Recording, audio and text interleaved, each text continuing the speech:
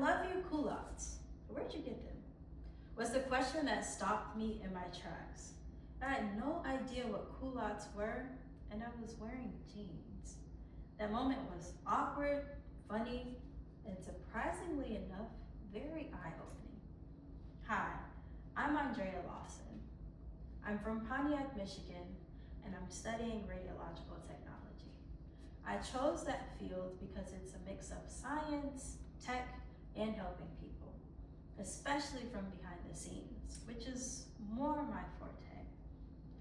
Outside of school, I'm a self-taught fashion designer. I enjoy creating pieces that allow people to express themselves creatively. Coincidentally enough, it was a fashion moment that led me to a TED Talk that changed my perspective on introversion forever. Generally, I feel pressure to be more outgoing, especially when it comes to speaking in public.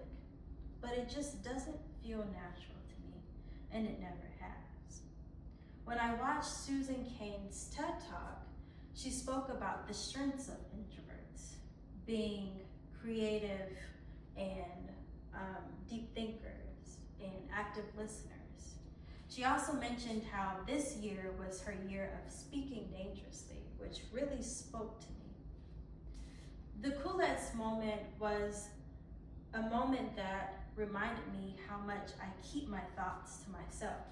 I was able to play off my confusion, but I didn't ask any questions or show any curiosity like I wanted to in that moment. It encouraged me to be more vocally curious.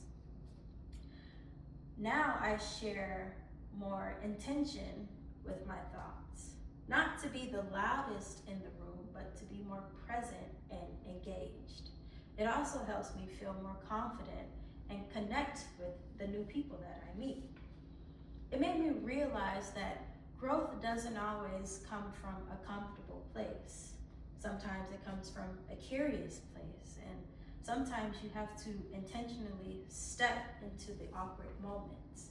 And that can feel a little dangerous, especially when you think about anxiety. One of my favorite ideas from the TED Talk, I like to call embracing the marinade. A lot of introverts, they often need time to sit with their ideas before they share them with the world. It doesn't mean that we don't have anything valuable to input. It just means that we process things differently. In Cain's talk, she mentions how Rosa Parks and Gandhi were both known introverts and how huge their impact was. And it's just a reminder that your quiet strengths can be a huge impact to the world. And it made me think about how being an introvert is not a weakness, but it can be a superpower.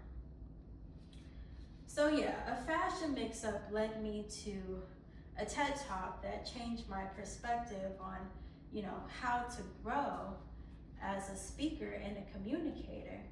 But it also made me think about communication as far as an introversion perspective, and how being an introvert doesn't mean you're being silent. It means you're being thoughtful, intentional, and powerful in your own way.